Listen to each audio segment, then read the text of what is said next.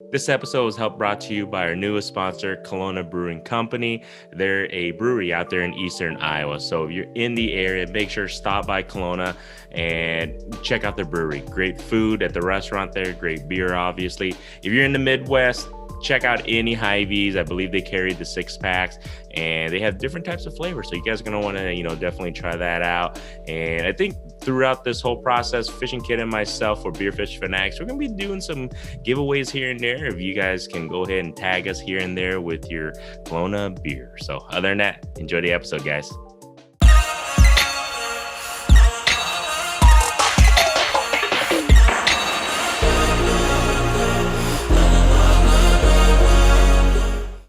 You ready, Kit, man?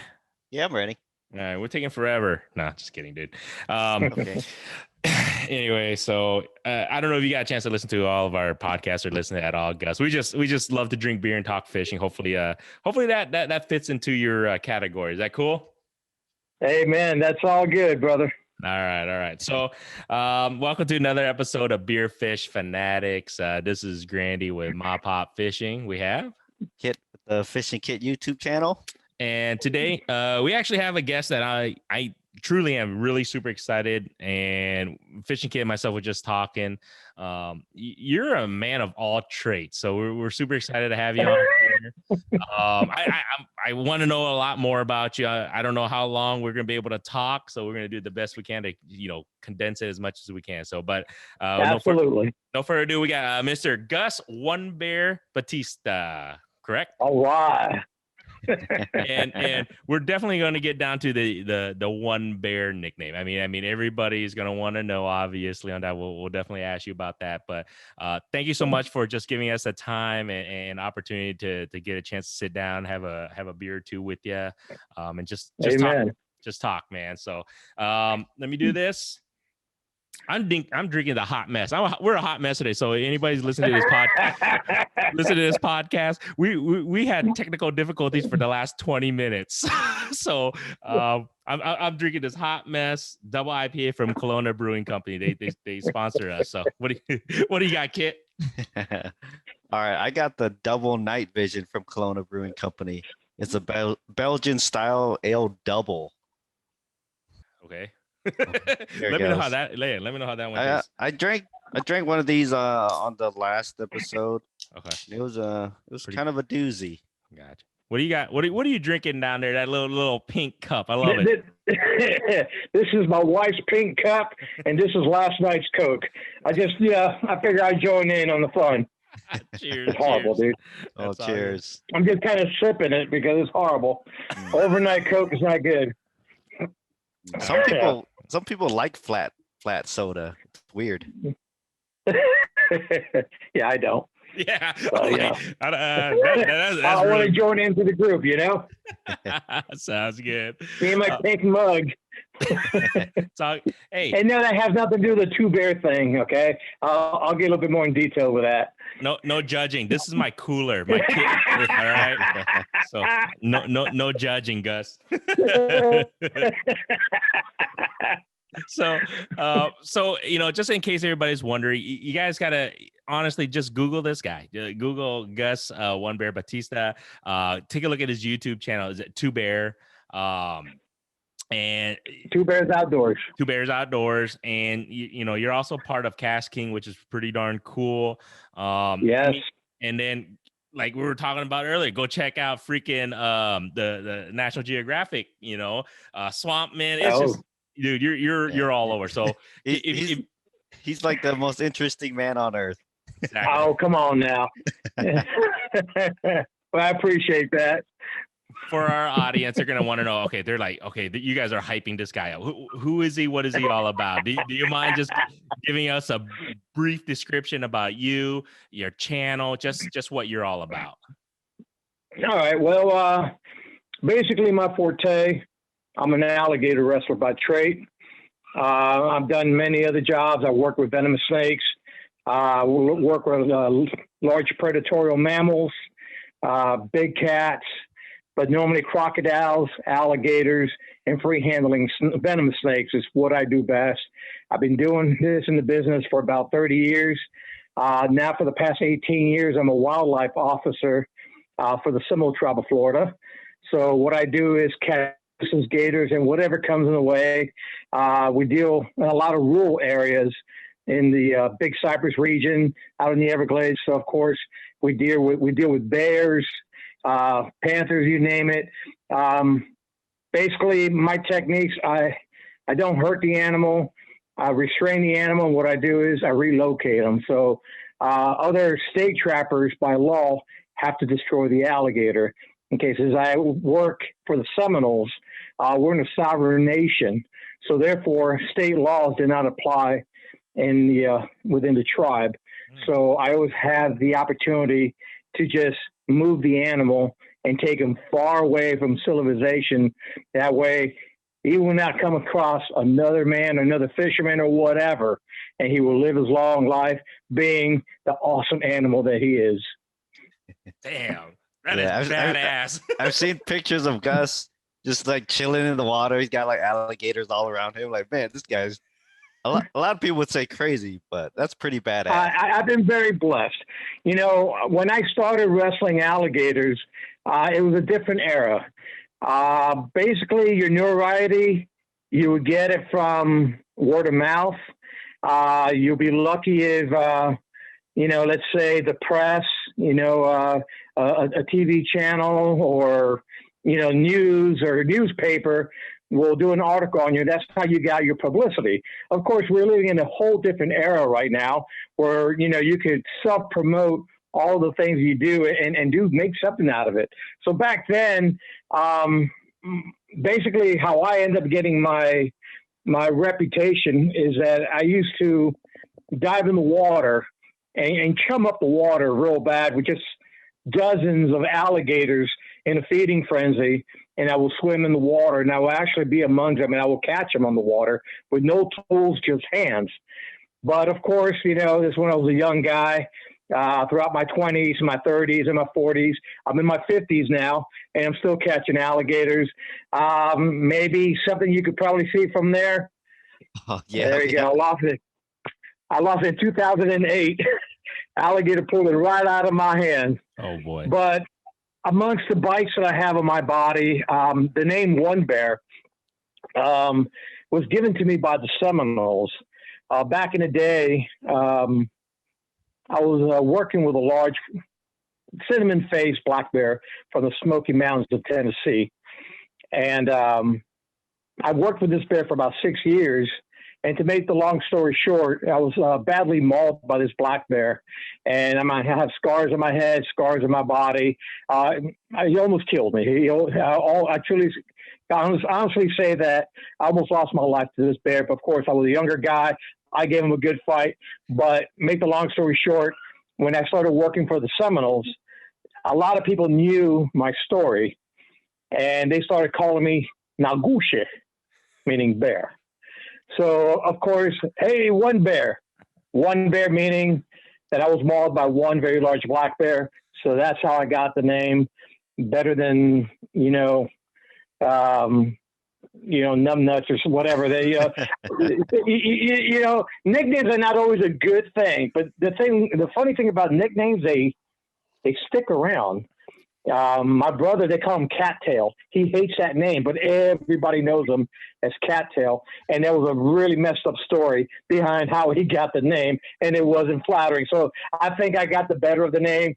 OneBear, but of course in today's world and how society kind of works, bear means something else.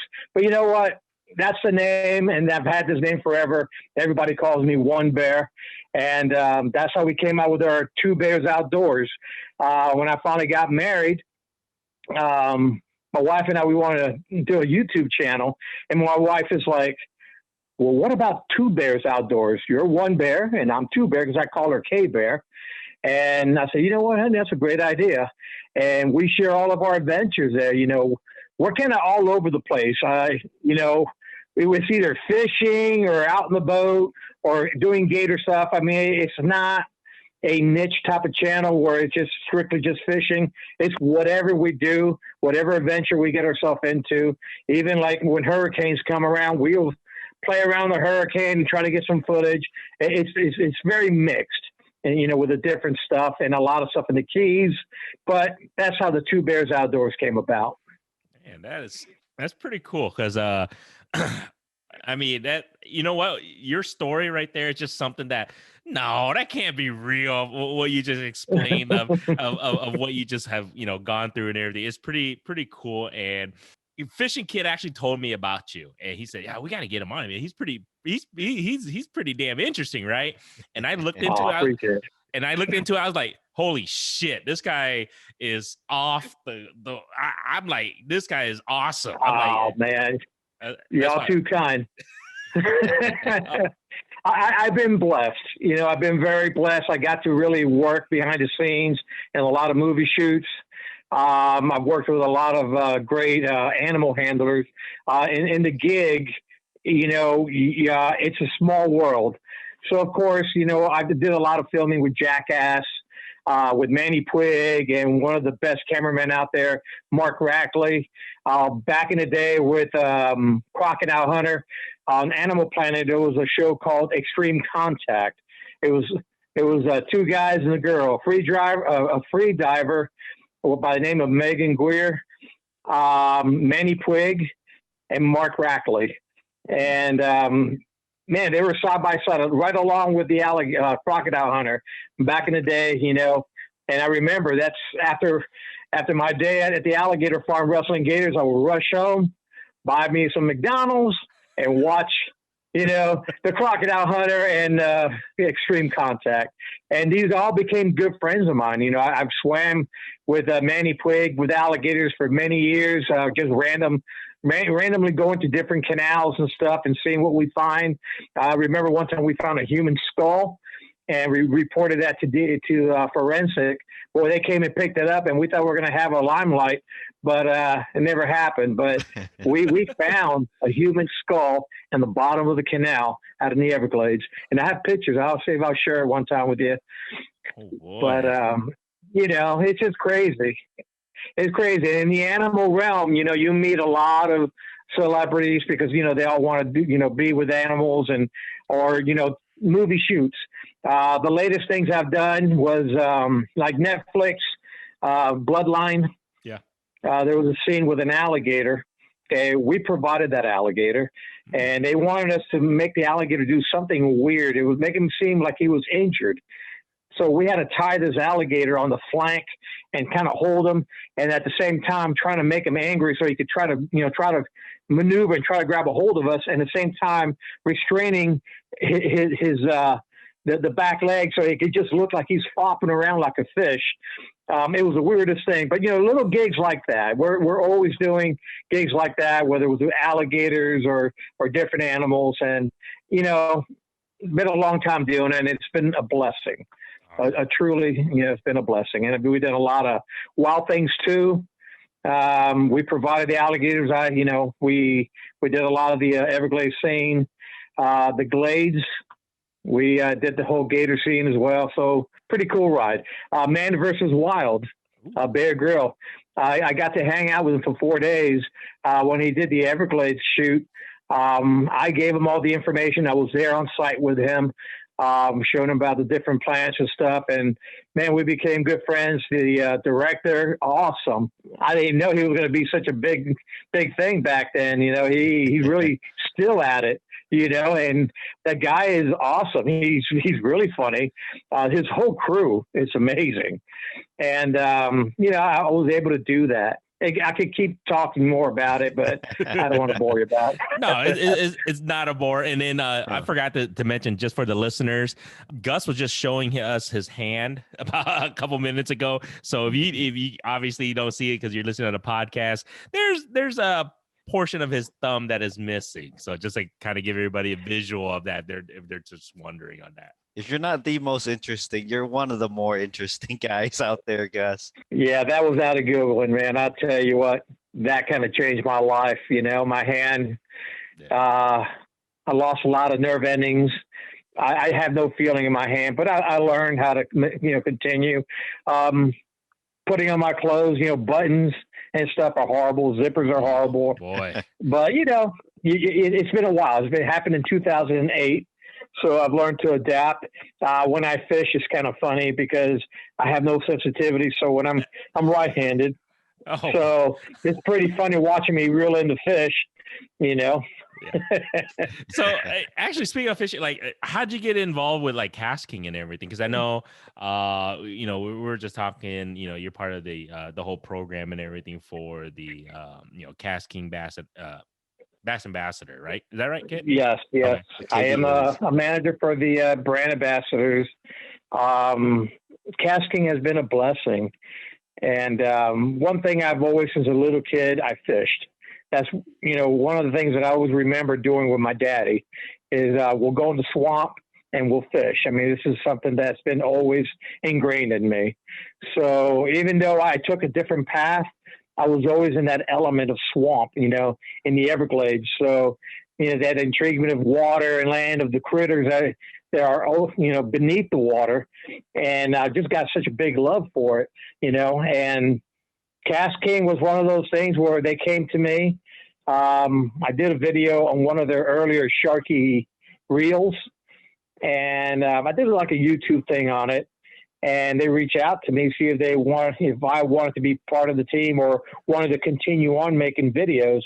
And man, I've been with Kastking now for 4 years, and I tell you what, not to brag about them or anything, but they're just the company, the people involved in Kastking. It's more than just a brand. It's really I gotta say, more like a family setting. You know, they're good people involved in Kastking at all age, at all group. I mean, we got the best of the best, whether they're a backyard fisherman or, you know, weekend angler or a professional fisherman. We got them, man. Kastking has nothing but the best. They're great people. The company, their products are amazing. And, you know, I grew up with Shimano's, which I love Shimano's. Abu Garcia, ugly stick. I got closet full of ugly sticks. I love them. But, you know, when I gave Kastking a try, man, it was all Kastking from there. And so, you know, you tend to collect a lot of gear, especially when it comes to fishing gear. I've noticed that. Yes. Yeah, for sure. So what right now, it's springtime here in the Midwest and everything. So I'm just curious, like, what are you fishing for right now down there in the Florida area? Well, it all depending. You know, the cool thing about here in South Florida is with all the invasive fish that we have, like peacock bass and the Mayan cichlids, and you know, all of these invasives that we have. This is how it kind of works. You wake up early in the morning. Just kind of picture this. Bear, get out of there. Move. Sorry. That's my dog. Is that another bear? Is that 3 bear? 3 bears. If you see how I have this tablet set up, I have it on the tripod. It's being held by a natural face mask, and then it's wrapped around with a USB cord, keeping it from falling. So all I need to do is just tap it a bit, and everything's going to fall on the floor. So everything's kind of well balanced right now, trying to keep this going. But trying to picture this scenario. You wake up early in the morning before the crack of sun. You start fishing for largemouth bass. And throughout the morning until 10 o'clock, you're catching largemouth bass. Then about 12 o'clock in the afternoon, in the heat of the day, when the water starts warming up, the bass will stop hitting. Then you'll start getting all of your invasive fish, your peacock bass, your Mayan cichlids, your Oscars, your guapotes, you know, snakeheads. All of these will start hitting until finally, I want to say 4 o'clock, 4:30. And then from there, they stop. But then when you continue on throughout the night, or, you know, as the sun starts going down, you start catching nothing but largemouth bass. So you can literally fish all day long here in South Florida. What's your favorite species to target out of all of those? I like the peacock bass, honestly. Largemouth and peacock bass are probably my favorites. If you never hooked into a peacock bass, oh my Lord, hang on. They put on a heck of a fight, and they're just amazing. They're beautiful fish. Yeah, they are. Of course, you know, Floridian. Man, when I was a little kid, I used to dream about catching my trophy peacock, my trophy largemouth bass. It was a fish that I always admired. Just that the predatoristic type of a fish that just, you watch them, they'll gulp down a hatchling alligator, ducklings. They're just nothing that a bass will not eat. And they're just amazing animals. They're amazing fish in their own right. Definitely largemouth bass, but the peacock bass is probably one of my favorites. We're gonna have to target that kid. I've never, obviously, we've never caught a peacock bass. Well, you all need to come down this way. I'm telling you, I'll take care of y'all. I hear that. All right. Because my wife wants to go to Florida. She's actually never been to Florida. So that's definitely going to be a trip. Man, we'll take y'all on the boat, man. We'll take you in the Keys. We'll go island hopping. Man, we'll do it all, man. We'll do it all. I'll even get you on top of an alligator. Man. I'm good. I'm not so sure about that. Yeah. I got 4 daughters. My wife is going to be like, hell no, you are not doing that. But then again, she's going to look at the insurance policy like, go ahead, buddy. Man, I guarantee you it'll be nice, man. Go get a nice photo, and that's it. You got your bragging rights. Oh, man. I don't know, man. I'm not going to lie to you, Gus. I do not think I am brave enough to do that. There's a lot of crazy shit that I've done in my life. I don't know. I don't know if I can step into that ring, man. I'm not going to lie, man. Wow. We'll I don't know if I can step onto your level like that, man. Oh, boy. Right now, are you just fishing locally? Do you travel and fish more often, or what are you looking to do in regards to, whether on your the channel with your wife and everything like that, Gus? What are you looking to do in regards to like fishing wise? Growing up all the way throughout my 30s and 40s, I was always a swamp seeker. I was always in the swamp. That's my place where I just love to be. But when I got married to my wife is a marine mammal trainer, and she loves the Keys, but she's from Tennessee. I lived here all my life, and I never really got to, how can I say, appreciate what we have, and that is the Florida Keys. So since I started dating my wife and then finally we got married, that's all we did was go to the Keys. And I tell you what a beautiful area. The Florida Keys are just amazing. I'm just still taking it all in. It's, to me now, so many years in the swamp, it's almost like I'm learning something new. I'm learning to appreciate something new. So whatever target we fish out there, we'll fish for mud snappers. Mangrove snappers are everywhere out there. I would like to target for a blackfin tuna. Still haven't caught one yet. I want to catch one of those Kong rods from Kastking. I got a whole outfit of those on my boat now. And, for mahis. But basically, like everybody says, I target whatever hits. Now, when I fish the backcountry or the flats, I'll try to go for reds, barracudas. Barracudas is almost like fishing for bass. Boy, they'll hit on a topwater lure or some flukes, and it's just the funnest thing ever. Sharks, bonnetheads, black tips, stuff like that. A lot of catch and release, but the day that I catch that tuna, that's not going back in the water, man. Don't blame you. Yeah, don't blame you for sure. No, I throw everything back, even some really good sized mud snappers and mangroves. We'll get skunked all night, but we get that one big fish. I was like, honey, it's just one fish. Come on, let's let them loose. And we do. We'll just let them back in the water. Now, we did get into crab trapping, stone crab trapping, which is a big thing in the Florida Keys, and that's a lot of fun. It's a lot of work, but so far, out of this whole season, we've done really good. We've gotten 3 stone crabs. Yeah, it's not much, but no, I have nothing to compare it to. I actually just watched a video about stone crabbing, and correct me if I'm wrong here. All you can keep is the claw. Is that right? Yeah, it's amazing because they drop the claw. Yeah. And then they regenerate it back. It's just the coolest thing because you don't have to destroy the animal itself. You just take the claws, throw them back in the water, and they'll be ready for next season. What? So okay, now you guys gotta teach me on this. So you guys cut the claws, or does it just release it? No, if you apply a little bit of pressure, what we do is we put a blade right in the joint. We get the tip of the knife and we put it in the joint and we start wiggling that knife around, and all of a sudden they just release it.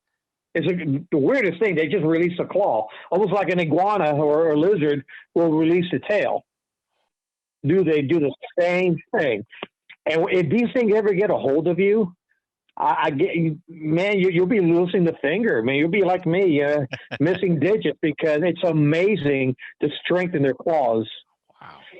Huh. And they just pop them off that easily. They release them. That is crazy. I had no idea. Has it been worth it going after these stone crabs so far?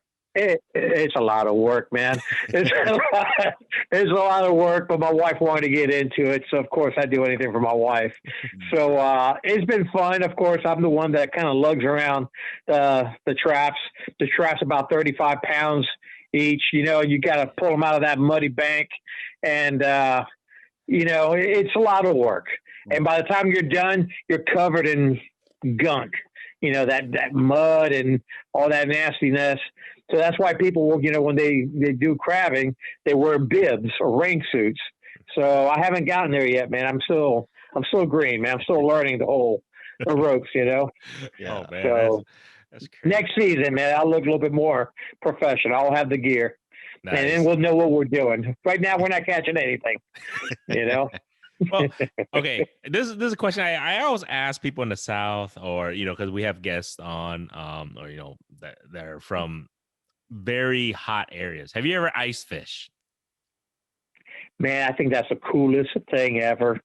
Honestly, I think it's like walk anywhere you want on that lake, and then just pick a spot, drill your hole, and boom.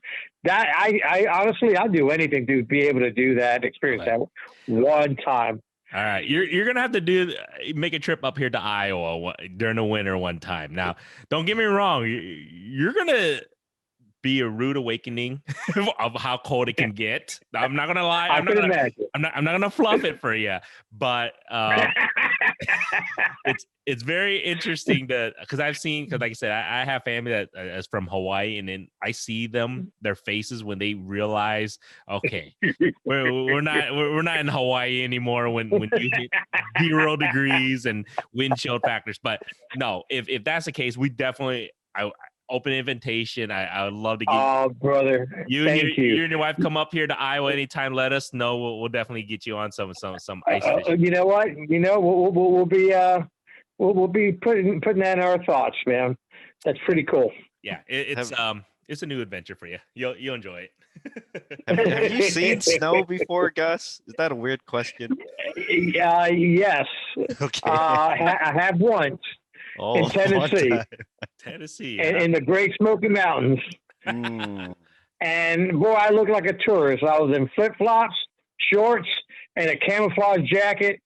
And people are looking at me like, what's wrong with this guy? And I'm like having fun, just burying myself in the snow, knee deep, and take a picture, hun. Take a picture everywhere I went. I was burying myself in snow. And of course, I'm in sandals. I even said those flip-flops, so every time I get in the snow, I'll lose a flip-flop. So I got to be digging in the snow so I can retrieve my flip-flops. But, man, I love the snow. I just only experienced it one time in my life.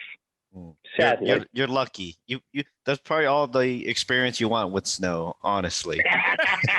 Yeah. It gets to a point like, okay, the Fishing Kid is 1000% correct. Like, it's kind of cute at the beginning because my kids love it. Oh, it's nice and snowy. Winter's here. But then it gets to a point where, okay, that's enough. Like especially when it gets to the point where like it snows a foot and you have to shovel it and all that stuff. Yeah, it gets to that point where no more, man. We're good. But yeah, it loses its luster really quick. Exactly.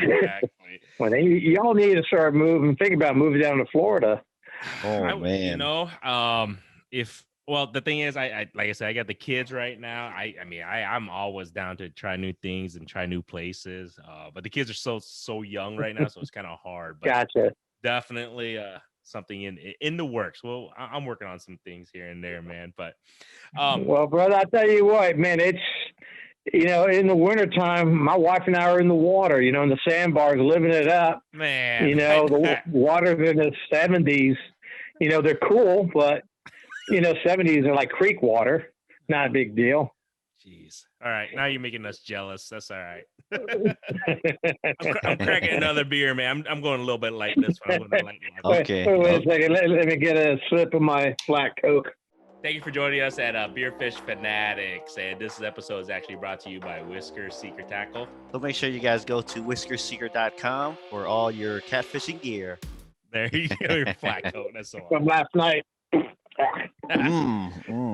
Yeah. I actually wanted to ask you this because I'm just curious, like, do you guys ever have issues down there where people blow up spots? And because this is the thing, we've come to realize a lot of people have spots that they don't want people to know about, that they catch the big fish or the amount of, the best fish, like whatever the case may be. And then they tell somebody, and then all of a sudden it blows up that spot, and then everybody gets a little angry, whatever. I'm curious, like in your area, do you guys ever have that issue, or do you guys, because you guys somewhat in the ocean, or you're in the ocean, like it doesn't freaking matter? I see that a lot more. Bank fishermen. Those are not on the boat. Okay. That's what I was wondering. Okay, so yeah, there you go. But the people on the boat, you don't hear that shit, right? Or do you? I don't know. No, man. The thing is that the swamp, it's so desolate. There's so much of it. These fish could be anywhere within a foot of water or 8 feet of water. You're going to have a big bass somewhere. Now, are there spots where people know of that, will increase their chances of catching fish? Of course. And everybody's got that, that spot, and they get a little, bothered when they see somebody around. But, and all in all, I've never got into that. I'm one of those that, you give me any body of water, a cane pole or whatever, I'm happy. Whatever, dude. I don't take myself seriously when it comes to fishing. I just like being out there, and that's the experience that I want to have, whether I catch something or not. And if somebody gets really bothered, then I'm taking their spot. I'm like, come on, brother, come on over here, man. I'm leaving, and I find another place to go. It's no big deal. Yeah, I respect that. I wish a lot of people had that view. Like you, we would live in a much better fishing world if that was the case. Yeah, you're right. Since I've gotten involved more into the, how can I say, being around them more. They're great people in the fishing realm, but man, sometimes I see a lot of cutthroating as well. I was like, man, it's no different than reptile world. Very true. But for the most part, I've met some really stand-up people, and I want to say very small handful of people that I've run into. They're just jerks, and I just kind of give them the shoulders and say, hey, man, I'm out here. For the most part, when I come across, fishermen and stuff like that, and we share stories, and, we'll sit down and, have a Coke. I don't drink. So it's either chocolate milk or water. My wife is the one that likes to drink the Coke, so whatever she brings, I'll drink. But I'm more of a Yoo-hoo guy. There you go. A six-pack of Yoo-hoo, and we'll hang. Oh, man. Hey, Gus, I don't know if this is off topic or not, but since you're in Florida, there was wasn't there a law passed recently having something to do with the reptile trade down there? Like they banned certain species or something? Yeah, I mean, this is something that always happens, exotic species of concern. Like Florida is a subtropical area where anything and everything is going to thrive and do well, whether it's a plant, a fish, a reptile, a mammal, you name it, is going to do well in Florida. So, of course, regulating certain species or exotic species, I think is needed. But if you're telling me that these animals, people in the pet trade are no longer allowed to have them anymore because of the whole introducing them back into the wild, I was like, man, they're all here. They're already here. You know, there's really no way to eradicate these animals because you slow down the population. Of course you can, you know, and the Fish and Game are doing very well in getting their team, you know, their python hunters and all that. They do an outstanding job. One of my good friends, a python hunter. And so I know how the program works. So yes, is needed, but, you know, also being in the pet trade, because I have my 60-something snakes in a room. I got like 20-something lizards. Yeah, man. Yeah. They're like fishing rods. We tend to collect more than what we need. All right. So we have a lot of snakes. We have a room dedicated for our reptiles, and we just have wall-to-wall snakes. Yeah. There's a couple of YouTube channels that I follow, like Clint's Reptiles and this one other one, and they were talking about how like regulations down there are kind of affecting the whole industry. So I was kind of curious about that. Yeah, it does, man. You know, because you got some people that's what they dedicate their life. You know, their whole way of living is breeding reptiles. They catch them in the wild. You know, like the tegus and stuff like that. So I know right now, I think back in the day, it was 5 different types of snakes. I believe it was of course, the Burmese python, the anaconda, the African rock python, but I'm not sure if it was a scrub python or something like that, a carpet python. And there was another one. I can't remember what it was. I think there was 5 different snakes that were kind of banned from entering the U.S. You can have them. You can't breed them, and you can't move them out of the state. You know, just like caimans. People have caimans, but you can't sell them. You can breed them and all you want, but as long as you have the permits and the property to have them, you know, there's regulations on their enclosures, but you can't sell them out of state. They have to stay. So they're doing a lot of that with the tegus and a lot of these other reptiles like monitors and stuff like that.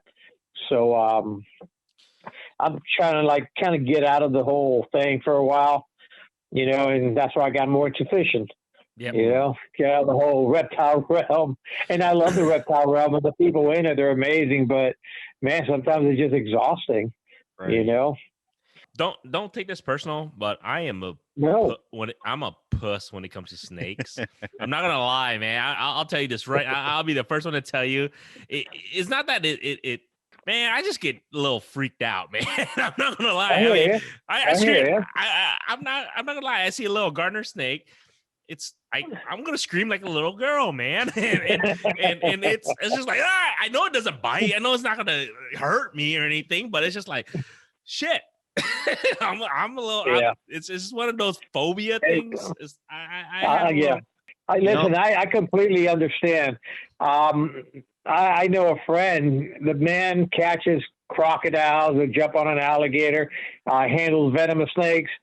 But the one time that a roach crosses his path, he's got such a phobia for cockroaches that he will literally get into a car accident.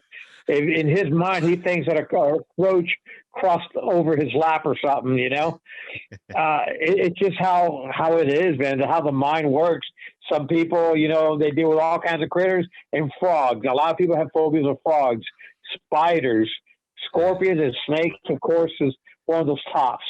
Yeah. So that's weird. No, you're right, though. I get spiders, whatever, man. I mean, it's whatever I can crush. You're right. Cockroach, I say it's whatever. Dude, yeah. A snake comes. I'm not gonna lie, man. I'm gonna jump in your I'm gonna jump in your arms, dude. I'm just like, it just gets to me. I don't know. That's funny. No, I hear you, man. So I got respect for that. It just, man, it's just how the human mind works. Yeah, you know. And kid, it's just crazy. Kid, don't be trying to prank me and throw some snakes at me. All right, I know how your mind thinks too, man. See, like I think my thing is caterpillars. For some reason, man, they just freak me out because they're like, I don't know, weird. They're like weird and squishy. Like spiders, I don't care. Snakes, granted, I haven't had to deal with big snakes yet. I don't know. I'm really not too scared of too many things, but man, caterpillars, they just freak me out for some reason. Caterpillar. All right. Okay. Hey, I'm learning something new about him all the time. Caterpillars. All right. I'm gonna tell That's funny. That is pretty funny. And going back to the snakes in a room thing, Gus. You know, for some reason, it doesn't surprise me that you have a room full of snakes. Well, I did a lot of breeding, especially with certain breeds of snakes. And I've had snakes for a long time. I wasn't always fond of snake. There was a time in my life when I used to rodeo and work on horseback. I used to work cattle a lot on horseback. I was one of those that if I see a snake, I will kill it. A good snake is a dead snake. But when I got involved, doing shows, and one of the places I worked, they hired me as an alligator wrestler. Basically, how I got the alligator job. Not that I've always wrestled gators. I never wrestled gators throughout my cowboy era, But I used to catch them when I would go fishing because, you're in the Everglades. You're always going to get a gator caught on your lure. That's a given. So, you learn how to handle them and whatever. Nothing in the show aspect or dealing with larger reptiles or bigger gators. So basically, I forgot what I was going to say. Happens to the best of us. Okay, never mind. About the snakes. I was going on, rambling on, but I never liked snakes until I started working for this company, this alligator farm. And yeah, they hired me for gator wrestling, but one of the things that it was a must for me to be employed, I had to do my own snake shows and have my own snakes. And I'll be like, you kidding me? I got to have my own snakes? Like, yeah, that's part of the gig. You got to have your own snakes to do shows. So here I am learning about snakes, never liked them.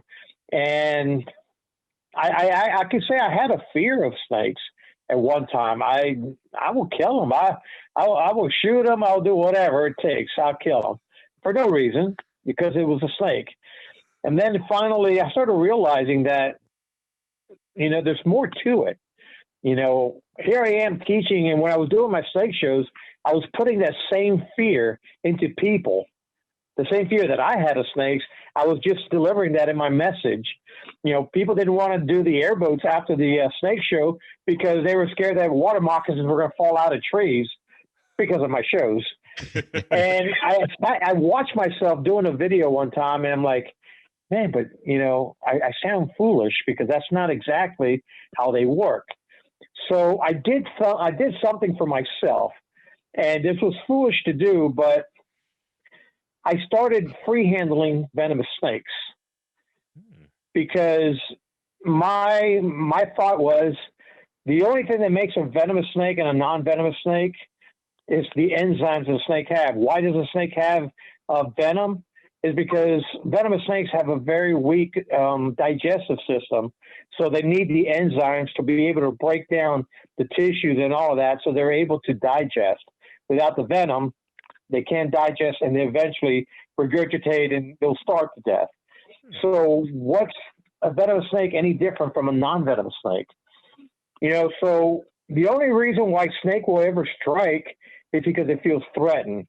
So if you try to alter the snake's behavior, and I'm learning this. I'm putting myself, I was like walking in by faith, just to change my way of thinking, how I thought about these animals. And I dedicated 12 years of my life doing venomous snake shows with no tools, no nothing, just grabbing snakes, rattlesnakes, holding them up, showing them the beauty of the animal. People are like, well, how come this thing is not trying to bite them? It's a rattlesnake. And at the same time, after the show, I started grabbing all the snakes and start, showing the fangs and showing the venom, because people think, it's probably, they call it defanged and devenomized or devenomoids. And no, I never dealt with a devenomoid state, meaning that they took the glands out and therefore it can't produce venoms.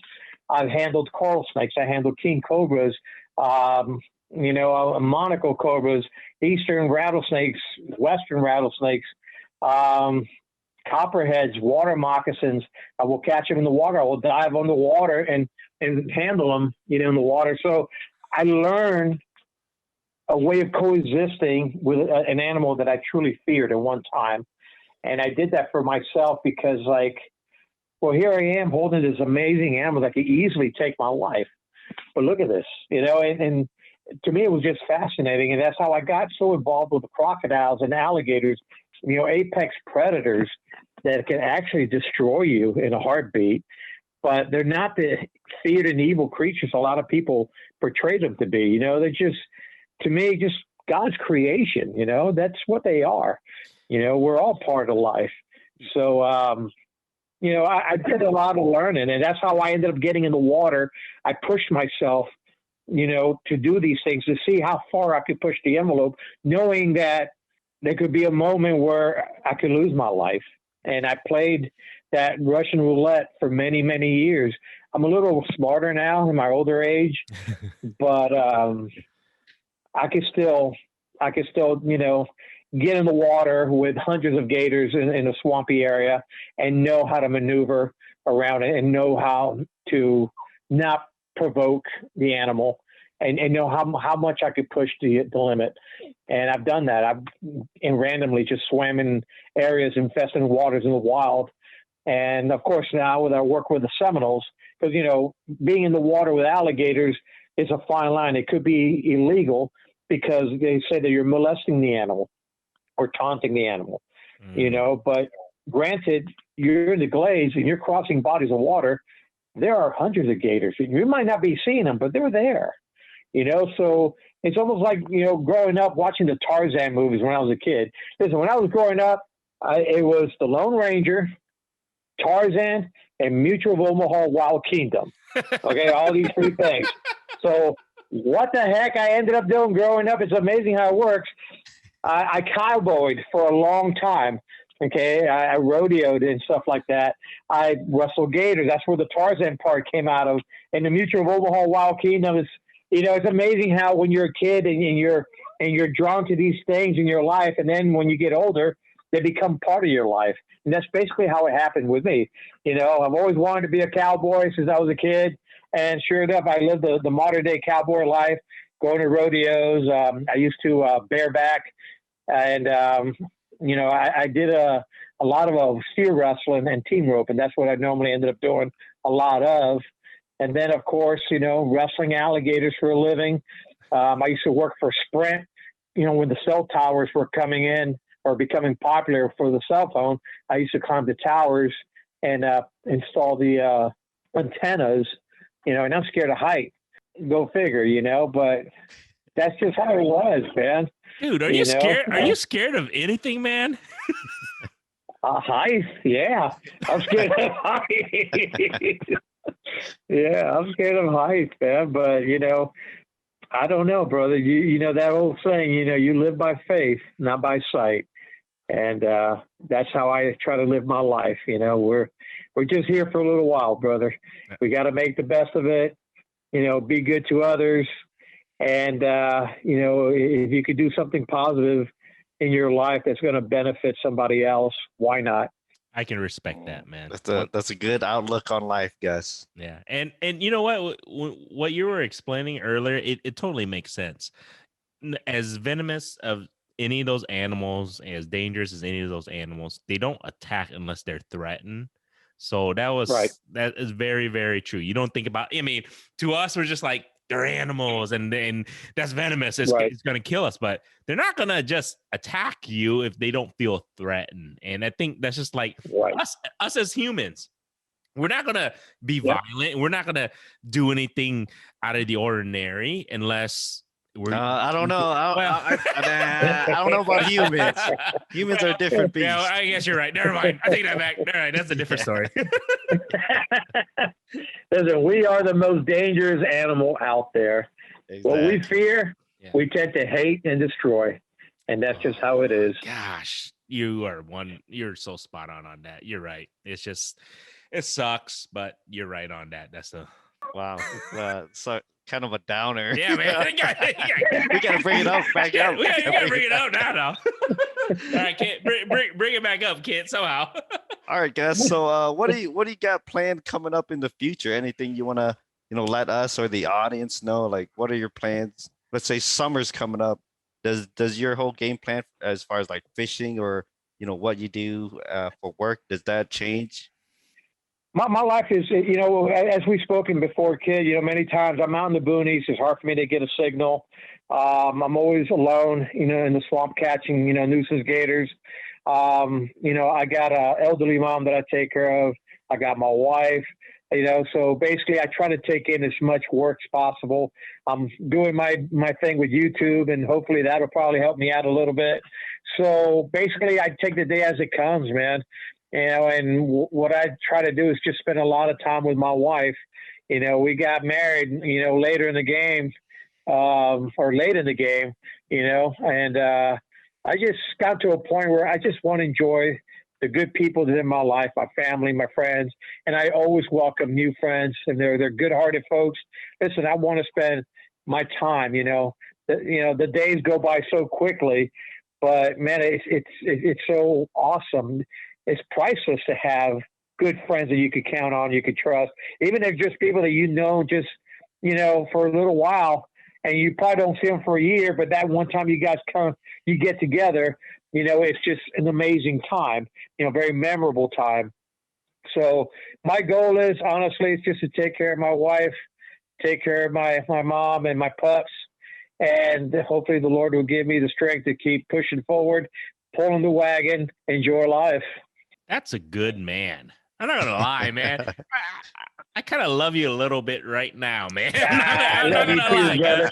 Ain't nothing wrong with that. I love that. Hey, it's mad respect about that. You know what? It's one of those things. You're a family man, and yet you still wrestle alligators and deal with the snakes that I would scream to high heaven for. So I don't give a shit what anybody says. I have mad respect for that. So I love that, man.